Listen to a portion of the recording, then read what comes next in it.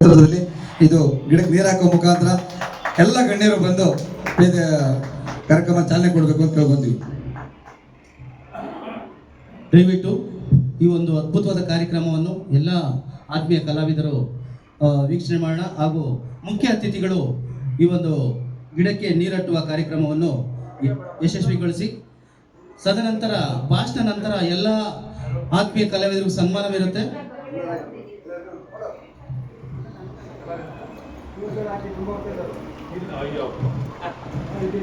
ಜೋರ ಚಪ್ಪಾಳೆ ಬರಲಿ.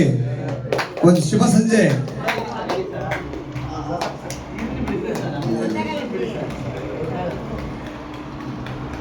ಶುಭವಾಗಲಿ. ಎಲ್ಲರಿಗೂ ಜೋರ ಚಪ್ಪಾಳೆಯೊಂದಿಗೆ ಒಂದು ಕಾರ್ಯಕ್ರಮಕ್ಕೆ ಚಾಲನೆ ನೀಡಿ ಎಲ್ಲ ಗಣ್ಯರಿಗೂ ಶುಭ ಕೋರುತ್ತಾ ಗ್ರೂಪ್ ಫೋಟೋ ಈ ಕಡೆ ಬನ್ನಿ.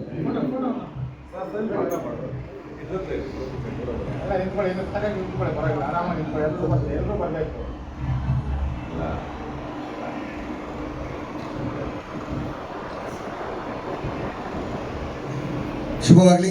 ನಿಜವಾಗ್ಲೂ ಈಗ ಗಣ್ಯರ ಒಂದೊಂದು ನಿಮಿಷ ಚುಟುಕಗಳ ರೀತಿಯಲ್ಲಿ ಅವರ ಅನಿಸಿಕೆಗಳನ್ನು, ಈ ಕಾರ್ಯಕ್ರಮ ಸಾವಿರಾರು ಕಾರ್ಯಕ್ರಮಗಳು ನಾವು ಜೀವನದಲ್ಲಿ ಮಾಡಿದ್ದೀವಿ ನಮ್ಮ ಅನುಭವಗಳಲ್ಲಿ. ಆದರೆ ಕಲಾವಿದರೆಲ್ಲ ಸೇರಿ ಒಂದು ಪ್ರೋತ್ಸಾಹ ನೀಡೋ ಸಲುವಾಗಿ ಇದು ಯಾವುದೇ ಒಂದು ಆಡಂಬರದ ಕಾರ್ಯಕ್ರಮ ಅಲ್ಲ, ಇದು ಹಣಕಾಸಿನ ವ್ಯವಸ್ಥೆಗೋಸ್ಕರ ಮಾಡೋ ಕಾರ್ಯಕ್ರಮನೂ ಅಲ್ಲ. ಎಲ್ಲರೂ ಬೇರೆಗೋಸ್ಕರ, ಈಗ ಸುಧಾ ಮೇಡಮ್ ಅವ್ರಿಗೂ 1000 ಕೆಲಸ ಇದ್ರು ಬಂದಿದ್ದಾರೆ, ನಮ್ಮ ಸರ್ ಪಾಟೀಲ್ ಸರ್ ಬಂದಿದ್ದಾರೆ, ಎಲ್ಲರೂ ನಮ್ಮ ಸೀರಣ್ಣವರು ಮತ್ತೆ ನಮ್ಮ ಪಿಳ್ಳೆಗೌಡರು ಅವರವ್ರ ಕೆಲಸಕ್ಕೆ ಇದ್ರು ಕೂಡ ಈಗ ಒಂದು ವೇದಿಕೆಗೆ ಬಂದು ಕಲಾವಿದರಿಗೆ ಪ್ರೋತ್ಸಾಹ ನೀಡೋಕ್ಕೋಸ್ಕರ ಬಂದಿದ್ದಾರೆ. ಈ ಪ್ರೋತ್ಸಾಹ ಯಾವತ್ತೂ ಹಿಂಗೆ ಇರಲಿ. ನಾವು ಇವತ್ತು 50 ಇದ್ದೀವಿ, 100 ಇದ್ದೀವಿ, 150 ಇದ್ದೀವಿ. ಮುಂದಿನ ದಿನಗಳಲ್ಲಿ ಒಂದು 200 ಜನ ಕಲಾವಿದರು ಒಂದೇ ವೇದಿಕೆ, ಅದು 4-5 ಆಡಿಟೋರಿಯಂ ಇದ್ರೂ ಕೂಡ ಅಲ್ಲಿರೋ ಕಲಾವಿದರೆಲ್ಲ ನಮ್ದು ಕುಟುಂಬ, ಕಲಾವಿದರ ಕುಟುಂಬ ಅನ್ನೋ ಥರ ನಾವು ಜೀವನ ಮಾಡ್ತಾ ಈಗ ನಮ್ಮ ಪಾಟೀಲ್ ಸರ್ ಈ ಕಾರ್ಯಕ್ರಮದ ಉದ್ದೇಶಿಸಿ 1-2 ಮಾತಾಡಬೇಕು ಅಂತ ಕೇಳ್ಕೊತೀವಿ. ಕಾರ್ಯಕ್ರಮದ ಉದ್ದೇಶ ರಿಯಲ್ ಸ್ಟಾರ್ ಸಿಂಗರ್ ಕರೋಕೆ ಗಾಯನ ಕಾರ್ಯಕ್ರಮ 9ನೇ ಕಾರ್ಯಕ್ರಮ ನಡೆಸ್ತಾ ಇದೆ. ಈ ಕಾರ್ಯಕ್ರಮ ಉದ್ದೇಶ ಪ್ರತಿಯೊಬ್ಬರು ಇಲ್ಲಿ ಚೆನ್ನಾಗಿ ಆಡಿದಂಥ ಕಲಾವಿದರನ್ನು ಅದರದೇ ಆದಂಥ ಯೂಟ್ಯೂಬ್ ಚಾನಲ್ ಮಾಡಿದ್ದೇವೆ. ಯೂಟ್ಯೂಬ್ ಚಾನಲಲ್ಲಿ ಪ್ರತಿಯೊಬ್ಬರನ್ನ ಕಲಾವಿದರನ್ನ ಬೆಳೆಸುತ್ತಾ ಉಳಿಸುತ್ತಾ ಕೆಲಸ ಮಾಡ್ತಾ ಇದ್ದೇವೆ. ಅದರಲ್ಲಿ ಈಗ ವಿಶೇಷ ಏನಪ್ಪ ಅಂದರೆ ಈ ದಿನ ನಮ್ಮ ಬೆಟ್ಟಲ್ಸೂರು ಶ್ರೀನಿವಾಸರವರಿಗೆ ಹುಟ್ಟುಹಬ್ಬ ಪ್ರಯುಕ್ತ ಹಾಗೂ ನಮ್ಮ ಚಲನಚಿತ್ರ ನಟ, ನಿರ್ದೇಶಕ, ನಿರ್ಮಾಪಕ ಅವರ ಹುಟ್ಟುಹಬ್ಬದ ಪ್ರಯುಕ್ತ ಮತ್ತೊಬ್ಬ ಕಲಾವಿದರು ಎಳಿಯೂರು ಪಿಳ್ಳೆಗೌಡರ ಹುಟ್ಟುಹಬ್ಬದ ಪ್ರಯುಕ್ತ ಈ ಕಾರ್ಯಕ್ರಮನ ಉದ್ದೇಶಿಸಿ ನಮ್ಮ ಗಣ್ಯರೆಲ್ಲ ಅವರ ಪರವಾಗಿ 1-2 ಮಾತು ಹಿತನುಡಿಗಳನ್ನು ಆಡಬೇಕಂತ ಹೇಳ್ತಾ ಅವರಿಗೆ ಒಂದು ಮೈಕನ್ನು ಕೊಡ್ತಾ ಇದ್ದೇನೆ.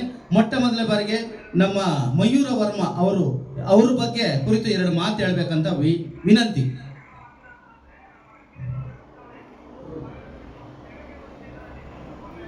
ತುಂಬ ಸಂತೋಷ. ನೋಡಿ, ಜನ್ಮದಿನನ ಯಾವ್ಯಾವ ರೀತಿ ಆಚರಿಸ್ಕೋಬೋದಂದ್ರೆ ಇವ್ರು 3 ಸಾಕ್ಷಿ ಹೋಗ್ರಿ. ಇವತ್ತು ಹೋಗ್ತಾರೆ ಡಾಬಾಗೆ, ಪಾರ್ಟಿ ಮಾಡ್ತಾರೆ, ಏನೇನೋ ಮಾಡ್ತಾರೆ ಹುಟ್ಟುಹಬ್ಬ ಅಂತ. ಆದರೆ ನಿಜವಾಗ್ಲೂ ಅರ್ಥಪೂರ್ಣವಾಗಿ ಮಾಡ್ತಾ ಇದ್ದೀರಿ ಇವತ್ತು. ನಿಜವಾಗ್ಲೂ ಹೇಳ್ತೀನಿ, ಇದು ಹುಟ್ಟುಹಬ್ಬ ಅಂದರೆ ಸರಳತೆಯಿಂದ ಮಾಡ್ತಾ ಇದ್ದೀರಿ. ನಿಜವಾಗ್ಲೂ ತುಂಬ ಖುಷಿ ಆಯಿತು. ಈ ಥರ ಹುಟ್ಟುಹಬ್ಬಗಳ ಇಂಥ ವೇದಿಕೆಯಲ್ಲಿ ನೋಡಿ, ಎಲ್ಲರೂ ಕಲಾವಿದರೆಲ್ಲ ನಿಮಗೆ ಶುಭ ಕೋರ್ತಾ ಇದ್ದಾರೆ ಇವತ್ತು. ಎಂಥ ಅದೃಷ್ಟ, ಗಾಯನದೊಂದಿಗೆ ಅದೃಷ್ಟ. ನಿಜವಾಗ್ಲೂ ತುಂಬ ನಿಮಗೆಲ್ಲ ದೇವರು ಭಗವಂತ ಆಯುರಾರೋಗ್ಯ ಐಶ್ವರ್ಯ ಕೊಟ್ಟು ನಿಮ್ಮ ಮೂವರಿಗೂ ಇನ್ನೂ ಹೆಚ್ಚಿನ ಶಕ್ತಿ ನೀಡಲಿ. ಈ ರೀತಿ ಕಾರ್ಯಕ್ರಮಗಳಲ್ಲಿ ಪಾಲ್ಗೊಂಡು ಒಳ್ಳೆ ಸಮಾಜ ಸೇವೆ ಮಾಡೋದಕ್ಕೆ, ಒಳ್ಳೆ ಕೆಲಸ ಮಾಡೋದಕ್ಕೆ ಭಗವಂತ ನಿಮ್ಗೆ ಶಕ್ತಿ ತುಂಬಲಿ ಅಂತ ಹೇಳಿ ಈ ಒಂದು ಹುಟ್ಟುಹಬ್ಬಕ್ಕೆ ನಿಮಗೆ ಶುಭ ಕೋರಿ ಹಾರೈಸ್ತಾ ಇದ್ದೀವಿ ನಮ್ಮೆಲ್ಲರ ಪರವಾಗಿ. ನಿಮಗೆ ಬಂಧುಗಳೇ, ನೋಡಿ, ಈ ಒಂದು ಸಂಸ್ಥೆ ಯಾರು ಹುಟ್ಟಾಕಿದ್ರೋ ಗೊತ್ತಿಲ್ಲ, ಒಳ್ಳೆ ಕೆಲಸ ಮಾಡಿದ್ದಾರೆ. ಅಪರೂಪ ಏನೇನೋ ಮಾಡ್ತಾರೆ, ಬಾರ್ ಮಾಡ್ತಾರೆ, ಮತ್ತೊಂದು ಮಗದೊಂದು ಏನೋ ಮಾಡ್ತಾರೆ. ಕಲಾವಿದರು ಅಂದರೆ ನಿಜವಾಗ್ಲೂ ನೋಡಿ, ಆ ಕಲಾ ಒಂದು ಆರಾಧ್ಯ ಇದೆಯಲ್ಲ, ಈ ಥರ ಚಿಕ್ಕದಾಗಿದ್ರೇನು ಒಂದು ಎಷ್ಟು ಚೆನ್ನಾಗಿದೆ ಅಂತಂದರೆ ಬೆಳೆಯೋದಕ್ಕೆ ಕಲಾವಿದರಿಗೆ ಒಂದು ಒಳ್ಳೆ ಅವಕಾಶ ಇದೆ ಈ ವೇದಿಕೆ. ನಿಜವಾಗ್ಲೂ ದೂರ ಆಗ್ಬೋದು, ಸ್ವಲ್ಪ ಇದಾಗ್ಬೋದು, ಸ್ವಲ್ಪ ಕಷ್ಟಪಟ್ಟು ಬಂದು ಇಂಥ ವೇದಿಕೆಗಳು ಹಂಚ್ಕೊಳ್ಳಿ. ನೀವು ಕಲಾವಿದರು ಪೋಷಣೆ ಮಾಡಬೇಕು, ಕಲಾವಿದರು ಉಳಿಬೇಕು. ಹಾಗೂ ನಾವು ಈಗ ಬಳಕೆ ಮಾಡ್ಕೊಳ್ತಾ ಇರೋದೆಲ್ಲ ಕರೋಕೆ ಮಾಡ್ಕೊಳ್ತಾ ಇದ್ದೀವಿ. BGM ಅವ್ರಿಗೆ ನಿಜವಾಗ್ಲೂ ನೀವು ಒಂದು ಜೋರಾದ ಚಪ್ಪಾಳೆ ಕೊಡಬೇಕು. BGM ಅಂದ್ರೆ ಏನು ಗೊತ್ತಾ? Background music. BGM ಅಂದರೆ ಬ್ಯಾಕ್ಗ್ರೌಂಡ್ ಮ್ಯೂಸಿಕ್ಕು. ಆ ಬ್ಯಾಕ್ಗ್ರೌಂಡ್ ಮ್ಯೂಸಿಕ್ಕು ಇರೋದಕ್ಕೆ ನಾವು ಕರೋಕೆನಲ್ಲಿ ಆಡಕ್ಕೆ ಸಾಧ್ಯ ಆಗ್ತಾ ಇದೆ. ಅವ್ರು ಮಾಡಿದಾರಲ್ಲ ಆ ಮ್ಯೂಸಿಕ್ಕು, ಅವರಿಗೆ ಮೊಟ್ಟ ಮೊದಲನೇದಾಗಿ ನಾವು ಧನ್ಯವಾದ ತಿಳಿಸ್ಬೇಕು. ಯಾಕಂದ್ರೆ ನೋಡಿ, ಅವ್ರ ಮ್ಯೂಸಿಕ್ ಇಲ್ಲ ಅಂದ್ರೂ ಅವ್ರು ಮಾಡಿರೋಂಥ ಮ್ಯೂಸಿಕ್ನ ಅಳವಡಿಸ್ಕೊಂಡು ತಂತ್ರಾಂಶ ಬಳಸ್ಕೊಂಡು, ಕರೋಕೆ ತಂತ್ರಾಂಶ ಬಳಕೊಂಡು ಇವತ್ತು ನಾವೆಲ್ಲ ಅದನ್ನ ಟ್ರ್ಯಾಕಲ್ಲಿ ಆಡೋದಕ್ಕೆ ಸಾಧ್ಯವಾಗ್ತಾ ಇದೆ. ಅವ್ರು ಮಾಡಲಿಲ್ಲ ಅಂದರೆ ನಮ್ಮ ಕೈಯಲ್ಲಿ ಆಗ್ತಾ ಇರಲಿಲ್ಲ. ಇದೇ ತಂತ್ರಾಂಶ ನಿಜವಾಗ್ಲು. ಆದರೆ ಲೈವಲ್ಲಿ ಆಡೋರು ತುಂಬ ಜನ ಇದ್ದಾರೆ. ಲೈವಲ್ಲಿ ನೋಡು, ಅವರು ಆಡಿದ್ರಲ್ಲ. ತಮ್ಮ ಹೆಸರೇನಮ್ಮ? ರಶ್ಮಿ. ಒಳ್ಳೆ ಇದಿದೆ, ಭವಿಷ್ಯ ಇದೆ ಖಂಡಿತ. ಒಳ್ಳೆ ಕಲಾವಿದೆ, ಹಾಗೂ ಗಾಯನೂ ಚೆನ್ನಾಗಿದೆ, ವಾಯ್ಸು ಚೆನ್ನಾಗಿದೆ, ಒಳ್ಳೆ ಇದಿದೆ. ಇಂಥ ವೇದಿಕೆಯನ್ನು ಉಪಯೋಗಿಸ್ಕೊಂಡು ಬೆಳಿಬೇಕು ನಿಮ್ಮಂಥವರು. ನಿಮಗೆ ಅವಕಾಶ ಮಾಡಿಕೊಡೋಣ. ನಮ್ಮದು ಯಾವುದೇ ಕಾರ್ಯಕ್ರಮ ಇದ್ರೆ ನಿಜವಾಗ್ಲೂ ಏನು ರಿಯಲ್ ಸ್ಟಾರ್ ಸಿಂಗರ್ಸ್ ಕರೋಕೆ ಗಾಯನ ಇದೆಯಲ್ಲ, ಇವ್ರನ್ನ ಖಂಡಿತ ನಾನು ಬಿಡಲ್ಲ, ಕರ್ಕೊಳ್ತೀನಿ. ರವೀಂದ್ರ ಕಲಾಕ್ಷೇತ್ರ ಆಗ್ಬೋದು, ಇದು ನಮ್ಮ ಕನ್ನಡ ಸಾಹಿತ್ಯ ಪರಿಷತ್ ಆಗ್ಬೋದು, ಎಲ್ಲೇ ಕಾರ್ಯಕ್ರಮ ಆದರೂ ಯಾರಿಗಾದ್ರೂ ಒಬ್ಬರಿಗೆ ಫೋನ್ ಮಾಡಿ ನಾನು ವ್ಯವಸ್ಥೆ ಮಾಡಿಕೊಡ್ತೀನಿ. ಅದನ್ನು ನೀವು ಬಳಸ್ಕೋಬೋದು ನಮ್ಮಂಥ ಇವ್ರನ್ನ ಅಂತ ಹೇಳ್ತಾ, ಅವರು ಅಷ್ಟೇ ಒಳ್ಳೆ ಚೆನ್ನಾಗಿ ಆಡಿದ್ರು. ಓ ಪ್ರಿಯತಮೆ ಅವರು ಅಷ್ಟೇ ಅಲ್ಲಿ ನೋಡ್ದೇನೆ ಆಡಿದ್ರು ಅವರು. ಒಳ್ಳೆ ಜೈಸುಧಾ ಜೋರ ಚಪ್ಪಾಳೆ ಬರ್ಲಿ. ಅಲ್ಲಿ ಅವ್ರಿಬ್ಬರಿಗೂ ಜೋರಾದ ಚಪ್ಪಾಳೆ. ರಾಜ್ಕುಮಾರ್ದು ಒಳ್ಳೆ ಹಿಟ್ ಸಾಂಗ್ ಅದು ಹೇಳ್ಬೇಕಂದ್ರೆ. ಜಯಪ್ರದ ಅವರು ಪಟೇಲ್ ಒಳ್ಳೆ ಚೆನ್ನಾಗಿ ಆಡಿದ್ರು ನಿಜವಾಗ್ಲೂ. ರಾಜ್ಕುಮಾರ್ ವಾಯ್ಸ್ನ ಟ್ರ್ಯಾಕ್ ಕರೆಕ್ಟಾಗಿ ಹೋಯ್ತು, ನೋಡ್ತಾ ಇದ್ದೆ ನಾನು. ಕೆಲವರು ಆಡಿದ್ದೆಲ್ಲ ನಿಜವಾಗ್ಲೂ ತುಂಬ ಚೆನ್ನಾಗಿದೆ. ವಾಯ್ಸು ಕಂಠ ಎಲ್ಲ ಮ್ಯಾಚ್ ಆಗ್ತದೆ ಟ್ರ್ಯಾಕ್ಗೆ. ವ್ಯತ್ಯಾಸ ಆಗಬಾರ್ದು. ಸಂಗೀತ ಲಯಬದ್ಧವಾಗಿ ಆಡ್ತಾ ಇದ್ರೆ ಅದು ಕೇಳೋದಕ್ಕೂ ಇಂಪಾಗಿರ್ತದೆ. ಅಲ್ಲಿ ಕೂತ್ಕೊಳ್ಳೋರು ಕೂತ್ಕೊಳ್ತಾರೆ, ಇನ್ನೂ ಒಂದು ಹಾಡು ಕೇಳೋಣ ಹೋಗೋಣ ಅಂತ ಅಲ್ವೇ? ಇಲ್ಲ ಅಂದರೆ ಹೋಗ್ತಾ ಇರ್ತಾರೆ, ಖಾಲಿ ಆಗ್ಬಿಡ್ತದೆ ಚೇರಿಲ್ಲೆಲ್ಲ. ಆ ಥರ ಆಡಂಥದ್ದು ಮಾಡಿಕೊಂಡ್ರೆ ನಿಜವಾಗ್ಲೂ ಪ್ರತಿಭೆಗಳಿಗೆ ಅವಕಾಶ ಇದೆ. ಇನ್ನೇನು ಗಣೇಶ ಹಬ್ಬ ಬರ್ತದೆ ಹತ್ರ, ಬಿಡುವಿರಲ್ಲ ಆಮೇಲೆ ನಿಮಗೆಲ್ಲ ಗಣೇಶ ಹಬ್ಬ ಬಂದರೆ ಅಲ್ವಾ? ಇವರು ನಿರ್ದೇಶಕರು, ಚಲನಚಿತ್ರ ಇವರು. ನಿಜವಾಗ್ಲೂ ಇಂಥವರೆಲ್ಲ ಬಂದರೆ ನಿಜವಾಗ್ಲೂ ಎಷ್ಟೋ ಆನಂದ. ಅವಕಾಶ ಕಲ್ಪಿಸ್ಕೊಡ್ಬೋದು ಅವರು. ಹೊಸಬರಿಗೆ ಕಾಲಾವಕಾಶ ಮಾಡಿಕೊಡ್ಬೇಕು ಸರ್ ನಿಮ್ಮಂಥವರು. ಚಲನಚಿತ್ರಗಳಲ್ಲಿ ನಿರ್ದೇಶನ ಮಾಡ್ತೀರಿ, ಬೆಳೆಯೋರಿಗೆ ಅವಕಾಶ ಮಾಡಿ. ಬರೀ ಬಿಗ್ ಬಾಸಿಂದ ಬಂದರು ಅಂದರೆ ಅವ್ರಿಗೆ ಫಸ್ಟ್ ಅವಕಾಶ ಸಿಗ್ತದೆ. ಬಿಗ್ ಬಾಸಿಂದ ಬಂದರು ಅಂದರೆ ಫಸ್ಟ್ ಅವಕಾಶ ಅವ್ರಿಗೆ ಕೊಡೋದು. ನಿಮ್ಮಂಥವ್ರಿಗೆಲ್ಲ ಕೊಡ್ಬೇಕು. ಇಂಥವ್ರಿಗೂ ಕಲಾವಿದರಿದ್ದಾರೆ. ಒಳ್ಳೆ ನಮ್ಮ ವೆಂಕಟೇಶಣ್ಣ ನಿಜವಾಗ್ಲೂ ಒಳ್ಳೆ ಸೇವೆ ಮಾಡ್ತಾ ಇದ್ದಾರೆ. ಭಗವಂತ ಅವ್ರಿಗೂ ಆಯುರಾರೋಗ್ಯ ಐಶ್ವರ್ಯ ಕೊಟ್ಟು ಕಾಪಾಡಲಿ. ಇನ್ನೂ ಹೆಚ್ಚಿಗೆ ಅಂತ ವೇದಿಕೆಗಳನ್ನ ಬೆಳೆಸಲಿ. ವೇದಿಕೆಗಳು ಬಡಿಸ್ಕೊಟ್ರೆ ಮಕ್ಕಳು, ಪುಟ್ಟ ಮಕ್ಕಳು ಎಲ್ಲೋ ಹೋಗ್ತಾರೆ, ಏನು ಸಮ್ಮರ್ ಕ್ಯಾಂಪ್ ಅಂತ. ಸಮ್ಮರ್ ಕ್ಯಾಂಪಲ್ಲೆಲ್ಲ ಇಂಥದ್ದು ಉಪಯೋಗಿಸ್ಕೊಂಡ್ರೆ ನಿಜವಾಗ್ಲೂ ಮಕ್ಕಳ ಪ್ರತಿಭೆಗಳು ಇರೋದು ಗುರ್ಸ್ಬೋದು. ಇವತ್ತು ನಮ್ಮ ಕಡೆಯಿಂದ ಒಂದು ಹುಡುಗಿ ಬರಬೇಕಾಗಿತ್ತು. ಆ ಹುಡುಗಿ ಮೊನ್ನೆ ಒಳ್ಳೆ ಹಾಡಾಡಿದ್ಲು. ಬಾಳ ಬಂಗಾರ ನೀನು, ಅಳಿಯ ಸಿಂಗಾರ ನೀನು, ನಿನ್ನ ಕೈಲಾಡೋ ಗೊಂಬೆ ನಾನಯ್ಯ, ನಾನಯ್ಯ ಗೊಂಬೆ ನಾನಯ್ಯ, ತನು ತಂದನ ತನು ತನು ತಂದನ ತನು ತನು ತಂದನ ತನು ತನು. ಇದನ್ನ ಭಾರಿ ಚೆನ್ನಾಗಿ ಆಡಿದ್ಲು. ಅವಳಿಗೆ ವೇದಿಕೆ ಪಾಪ ಮಂಜುಳಾ ಗುರುರಾಜ್ ಹತ್ರ ಕಳೀತಾ ಇದೆ. ಇವತ್ತು ಕರೆದಿದ್ದೆ ನಾನು, ಮಳೆ ಅಂದ್ಬಿಟ್ಟು ಅವರಪ್ಪ ಫೋನ್ ಮಾಡಿ ಹೇಳಿದ್ರು, ಸರ್ ಸಾರಿ ಬರೋಕ್ಕಾಗ್ತಾ ಇಲ್ಲ ಅಂತ. ಹಾಗೆ ಪ್ರತಿಭೆಗಳನ್ನ ಗುರುಸಿ ಅವ್ರನ್ನ ಬೆಳೆಸಬೇಕು ಇದೆ. 16 ವರ್ಷ ನೆರಳಾಗಿ ನಿಂತ ಮರ ಸೊಲೆಯಾಗಿ ಉಳಿಯಿತು 3 ಕಾಲಗಳು.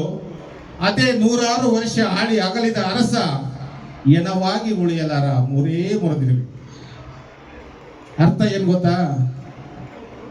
ಒಂದು ಮರ ಬೆಳಿತೈತೆ, 10 ವರ್ಷ ದಪ್ಪದಾದಾಗ ಈ ನರಮನುಷ್ಯ ಕಟ್ ಮಾಡ್ತಾನೆ, ಅದನ್ನ ಸೊಲೆ ಮಾಡ್ತಾನೆ. ಮರ ಸತ್ರೂ ಅದು ಜೀವ ಹಂಗೆ ಇರುತ್ತೆ. ಎಲ್ಲಿರುತ್ತೆ ಅಂದರೆ ನಮ್ಮ ದೊಡ್ಡ ದೊಡ್ಡ ದೇವಸ್ಥಾನಗಳ ದ್ವಾರ ಬಾಗಿಲುಗಳಿದೆಯಲ್ಲ, ಆ ದ್ವಾರ ಬಾಗಿಲುಗಳಲ್ಲಿ ಸೊಲೆಯಾಗಿ ಹೆಬ್ಬಾಗಲಾಗಿ ನಿಲ್ತದೆ. ಎಷ್ಟೋ ಕಿಟಕಿಗಳಾಗ್ತದೆ, ಬಾಗಿಲುಗಳಾಗ್ತದೆ. ನಮ್ಮ ತಾತ ಮುತ್ತಾತ ನಮ್ಮ ತಂದೆ ಆ ಥರ 3 ಕಾಲಗಳು.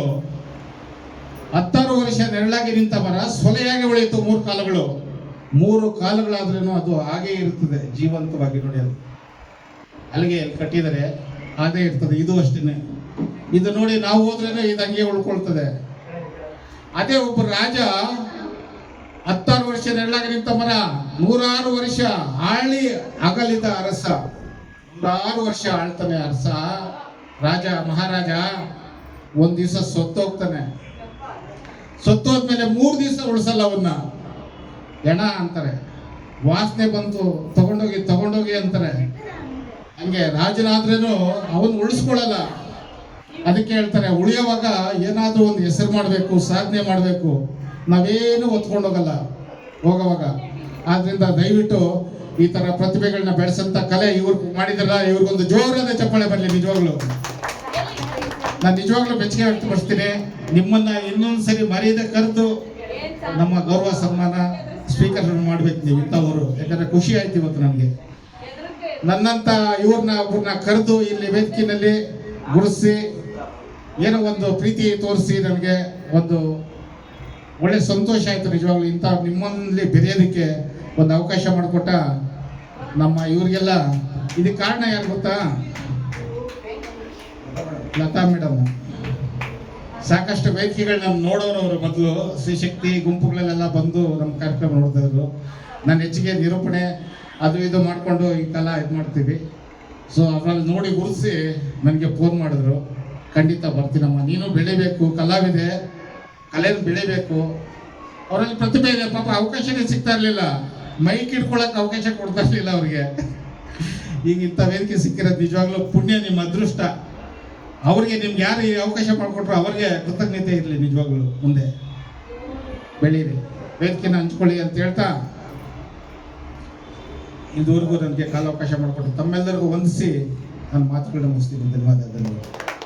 ಜನ ಚಪ್ಪಾಳೆ ಬರಲಿ. ಮಯೂರ ವರ್ಮ ಸರ್ಗೆ ವಿಸ್ತಾರವಾಗಿ ತಿಳಿಸ್ಕೊಟ್ಟಿದ್ದಾರೆ. ಏನು ಊಟದ ಹಬ್ಬನ ಡಾಬಾದಲ್ಲಿ ಮಾಡ್ಕೊಬಾರ್ದು, ಬಾರ್ಗಳಲ್ಲಿ ಮಾಡ್ಕೊಬಾರ್ದು, ಹಾಗೆ BGM ಬಗ್ಗೆ, ಕರಾವಕೆ ಬಗ್ಗೆ, ಕಲಾವಿದರ ಬಗ್ಗೆ ಎಲ್ಲ ತಿಳಿಸ್ಕೊಟ್ರಿ ಸರ್. ಒಂದು ಕವನ ಚುಟುಕು ಹೇಳೋ ಮುಖಾಂತರ ಮರಕ್ಕೂ ಮತ್ತೆ ಮನುಷ್ಯನಿಗಿರೋ ವ್ಯತ್ಯಾಸಗಳು ತಿಳಿಸ್ಕೊಟ್ವಿ. ನಾವು ಮನುಷ್ಯರಾಗಿ ಬದುಕಬೇಕು. ಮರಕ್ಕೂ ಮನುಷ್ಯನಿಗೂ ಒಂದೇ ವ್ಯತ್ಯಾಸ, ಮಾತು ಕೊಟ್ಟಿದ್ದಾನೆ ದೇವರು. ಮರಕ್ಕೆ ಮಾತು ಕೊಟ್ಟಿಲ್ಲ, ಪ್ರಾಣಿಗಳಿಗೆ ಮಾತು ಕೊಟ್ಟಿಲ್ಲ ಅಲ್ವಾ? ಅದರಿಂದ ಅದನ್ನ ಮಾತನ್ನು ಉಪಯೋಗಿಸ್ಕೊಂಡು ನಾವು ಒಳ್ಳೆ ಜೀವನ ಮಾಡಬೇಕು ಅನ್ನೋ ಸಂದೇಶನ ಕೊಟ್ಟಿದ್ದೀರಾ. ನಿಮಗೆ ತುಂಬ ಅಭಿನಂದನೆಗಳು. ಅದೇ ರೀತಿಯಾಗಿ ನಾವು ಮನುಷ್ಯರು ಮಾತು ಕೊಟ್ಟಿದ್ದಾರೆ ಅಂತಾರೆ. ಯಾಕೆ ಗೊತ್ತಾ?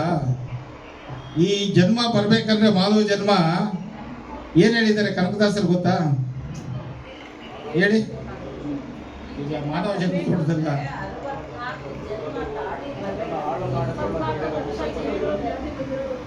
ಕವಿಗಳು ಹೇಳಿ